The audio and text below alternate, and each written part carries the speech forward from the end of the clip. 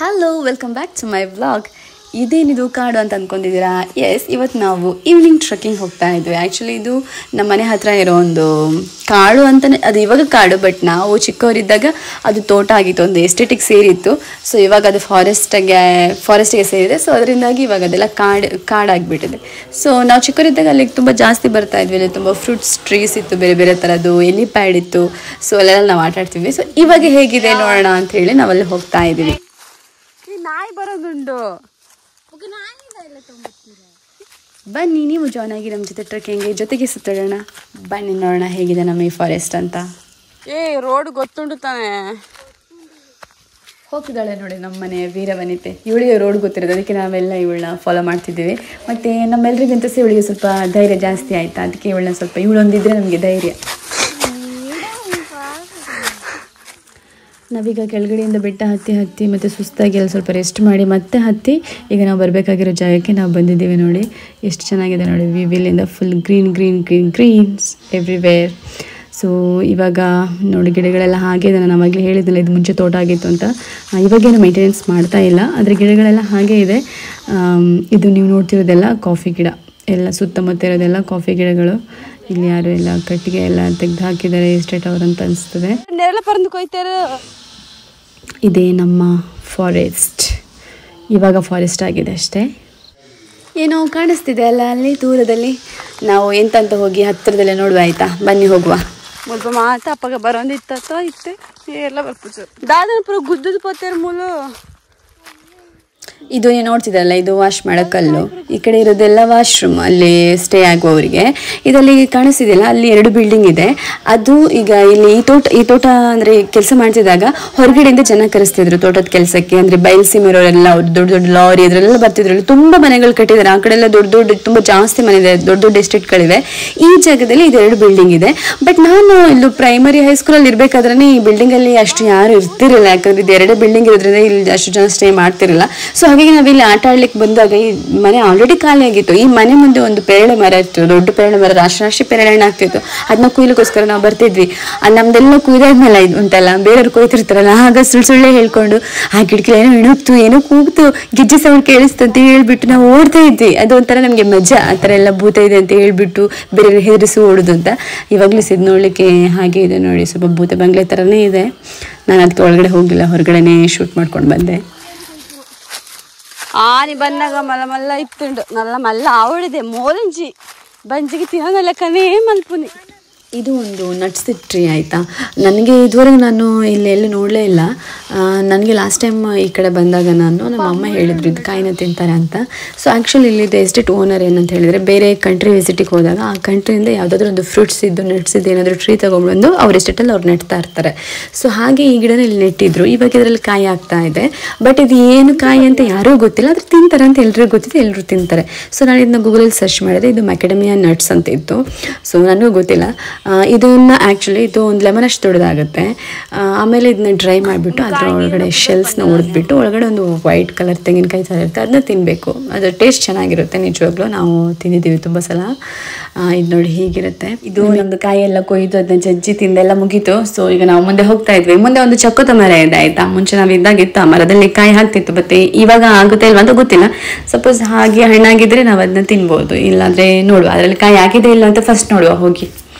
ಇಲ್ಲಿ ನೋಡಿ, ಇದು ಎಷ್ಟು ದೊಡ್ಡ ತೋಟ ಫಾರೆಸ್ಟಿಗೆ ಆಗಿಬಿಟ್ಟಿದೆ. ಗಿಡ ಎಲ್ಲ ಹಾಗೆ ಇದೆ, ಹಣ್ಣೆಲ್ಲ ಆಗುತ್ತೆ. ಮೇ ಬಿ ಅವ್ರು ಕೊಯ್ಕೊಂಡು ಹೋಗ್ತಾರೋ ಅಥವಾ ಹಾಗೆ ಬಿಡ್ತಾರೋ ಗೊತ್ತಿಲ್ಲ.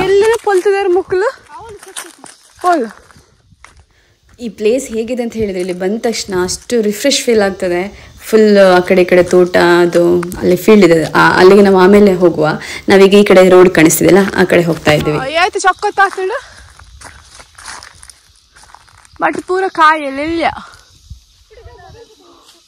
ರಾಶಿ ಆತಳು. ಕಾಯಿ ನೋಡಿದ್ರಲ್ಲ, ತುಂಬ ರಾಶಿ ಆಗಿದೆ. ಆದರೆ ಅದು ತಿನ್ಲಿಕ್ಕೆ ಬರುವುದಿಲ್ಲ, ಅದು ತುಂಬ ಎಳೆಕಾಯಿ, ಇನ್ನೂ ಸ್ವಲ್ಪ ಟೈಮ್ ಬೇಕದು ಹಣ್ಣಾಗಲಿಕ್ಕೆ. ಸೊ ನಾವು ನೆಕ್ಸ್ಟ್ ಟೈಮ್ ಬರುವ. ಒಂದು ಅಂಚದ ಸ್ಮಶಾನದ ದಾದ ಒಂದು ಕಾಯಿ ಬೋರ್ದಿನಿ ಮಂಜಲ್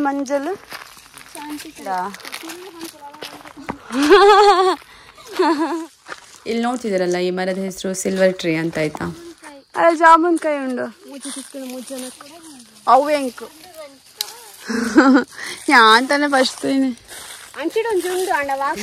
ಬಾರಿ ಬೇಜಾರಲ್ಲಿ ಕೊಡ್ತಿದ್ದಾಳೆ ಆಯ್ತಾ. ಎರಕ್ ಬೇಡ ಅರ್ಧ ಇಜ್ಜಿದ ಇದ್ರ ಹೆಸರು ಜಾಮೂನ್ ಕಾಯಿ ಅಲ್ಲ ಇದೆ, ಇದು ಇವರೇ ಇಟ್ಟಿರೋ ಹೆಸರು. ಇದ್ರ ಕನ್ನಡ ಹೆಸರು ಆಕ್ಚುಲಿ ಪನ್ನೇರಳೆ ಅಂತ ನನಗೆ ಗೊತ್ತಿರೋ ಪ್ರಕಾರ. ತುಂಬಾ ಸ್ವೀಟ್ ಇರುತ್ತೆ ಆಕ್ಚುಲಿ.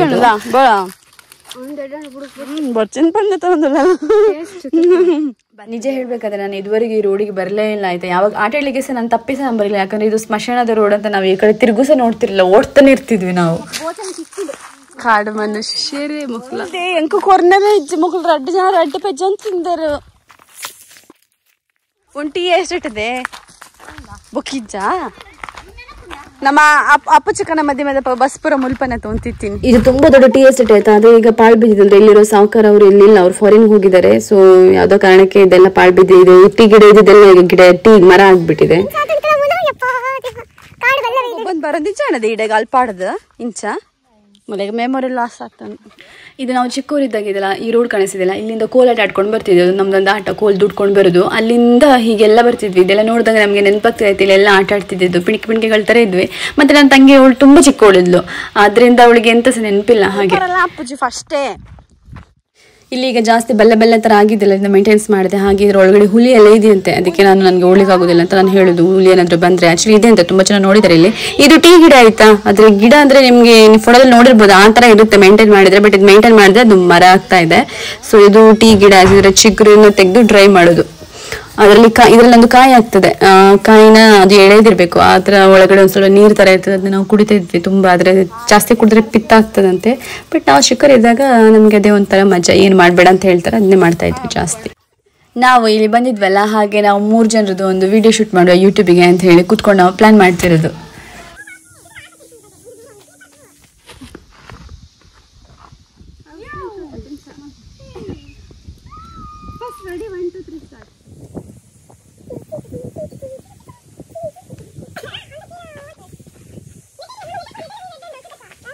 ನಾವಿನ್ನು ಹೊರಡೋದಾಯ್ತಾ. ಇಲ್ಲೆಲ್ಲ ಜಾಸ್ತಿ ನಿಲ್ಲಿಕ್ಕೆ ಆಗೋದಿಲ್ಲ, ಯಾಕಂದ್ರೆ ಫುಲ್ ಕಾಡಿದಿಲ್ಲ, ಯಾರು ಮನುಷ್ಯರು ಸಹ ಓಡಾಡೋದಿಲ್ಲ. ಸೊ ನಾವು ಹೊರಡ್ತೀವಿ. ಇದು ನಮ್ದು ಮೂಗುತಿ ಗಿಡ ಆಯ್ತಾ. ನಾವು ಚಿಕ್ಕವರಿದ್ದಾಗ ಇದ್ರದ್ದು ಹೂವನ್ನು ತೆಗೆದು ಮೂಗಿಗೆ ಕಿವಿಗೆಲ್ಲ ಸಿಕ್ಕಿಸ್ಕೊಂಡು ಮೂಗುತಿ ಅಂತ ಎಲ್ಲ ಹಾಕಿದಾಗ ಇನ್ನು ನಮಗೆ ಮೂಗು ಚುಚ್ಚಿರ್ಲಿಲ್ವಲ್ಲ. ಸೊ ನಮ್ಗೆ ಇದು ಹಾಕೊಂಡು ಆಡೋದಂದ್ರೆ ನಮಗೆ ಖುಷಿ. ಆಹಾ, ವಸಂತರ ಮಗಳು ಎಷ್ಟು ಚಂದ ಅಲ್ವಾ. ನಮ್ಗೆ ಇದು ಖುಷಿ ಆಗ್ತಿತ್ತು ಅವಾಗ. ಬನ್ನಿ ಬಾರದ ಪರಂದ ಆತಿಜ ಅಂದ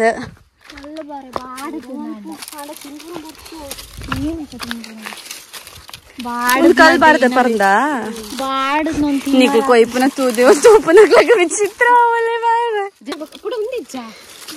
ಒಂದ್ ಪರಂದ ಆತಿಜೆ ಅವೇ ಬಾಡದ್ ನಾವು ತಿನ್ನಾರ ಪೂಜೆನ ಮಾಡ್ದವು ವಾ ಆಯ್ತು ಲೈತನೆ ಅವ ಆ ಪೂಜೆ ಬಿಡ್ತೀನಿ ಬಾಡದ್ ನಾವು.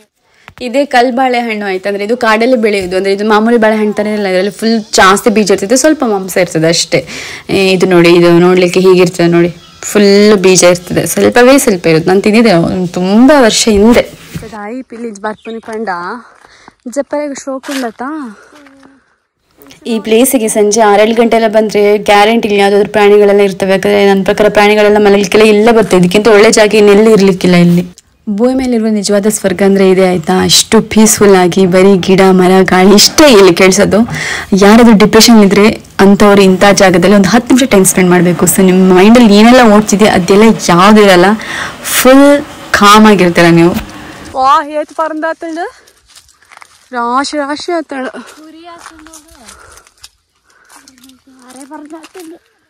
ಇಲ್ಲಿ ಫುಲ್ ರಾಶಿ ರಾಶಿ ಪೇರಳೆ ಹಣ್ಣು ಆಗಿದೆ ಆಯ್ತಾ. ಇಲ್ಲೆಲ್ಲ ಆಗೋದಿಲ್ಲ ರಾಶಿ ರಾಶಿಯೇ, ಇದೇನು ಹೊಸ್ತೇನಲ್ಲ. ಯಾಕಂದ್ರೆ ಇದು ಮಲೆನಾಡು ಅಫ್ಕೋರ್ಸ್. ಯಾಕಂದ್ರೆ ಇಲ್ಲಿ ಮಳೆ ಬೆಳೆಗೆ ಏನು ಕಡಿಮೆ ಇಲ್ಲ. ಸೊ ಎಲ್ಲನೂ ಜಾಸ್ತಿನೇ ಇಲ್ಲಿ. ನಮ್ಮಲ್ಲಿ ದನ ಇದೆಯಲ್ವಾ, ಸೊ ಹಾಗೆ ಜಾಸ್ತಿ ಹಣ್ಣಾಗಿರೋದು ನಾವು ದನಕ್ಕೆ ತಗೊಂಡು ಹೋಗುವ ಅಂತ ನಾನು ಮರಕ್ಕೆ ಹತ್ತಿ ಪೇರಳೆ ಹಣ್ಣು ಕುಯ್ತಿದ್ದೀವಿ.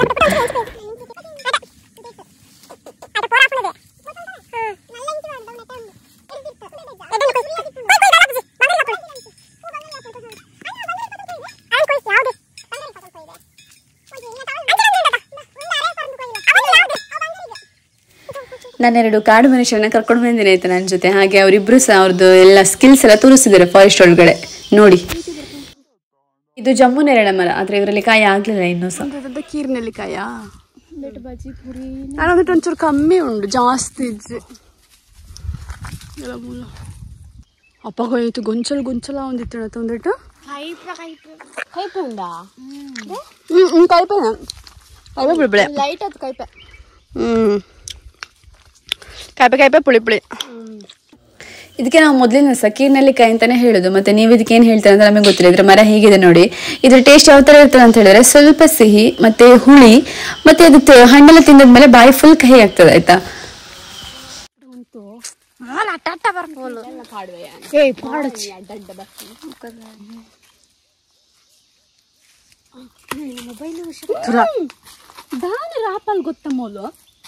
ಇನ್ನು ನಾವು ಹೊರಡುದು ಇಲ್ಲಿಂದ. ಮತ್ತೆ ಈಗ ಲೇಟ್ ಆಗ್ತಾ ಬಂತು. ಮತ್ತೆ ಈ ಟೈಮಲ್ಲಿ ಇಲ್ಲೆಲ್ಲ ಇರೋದು ಒಳ್ಳೇದಲ್ಲ, ಯಾಕಂದ್ರೆ ಇಲ್ಲಿ ಪಕ್ಕದಲ್ಲಿ ಸ್ಮಶಾನ ಇದೆ ಆಯ್ತಾ.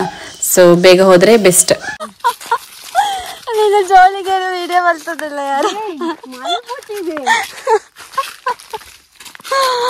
ಬ್ಯಾಗು ಇಡಿ ಮನೆಗೆ ನಾಡಿ.